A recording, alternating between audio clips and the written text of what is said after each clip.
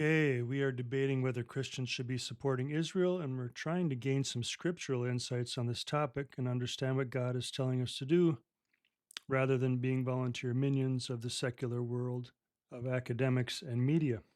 I had suggested that there's a much bigger picture that we seem to be missing, and I'll get into that shortly. So far, we read a bit about the Abrahamic Covenant, which God reestablished with Isaac. The sign of the covenant was Abram's circumcision, which was required in order for God to proceed with the miraculous pregnancy of Sarah. We know she was barren, and God also waited many years until she was 90, in fact, to provide Abram's legacy. We also know God promised that all families of the earth, which is us, by the way, will be blessed by this people. Paul explains the dynamic of how you and I were provided salvation through them, how they refused it, and how the whole thing comes full circle in the final plan of redemption, which is right now, by the way. This is laid out in Romans 9 through 11, a section of scripture that has been broadly abused and perverted more than usual lately.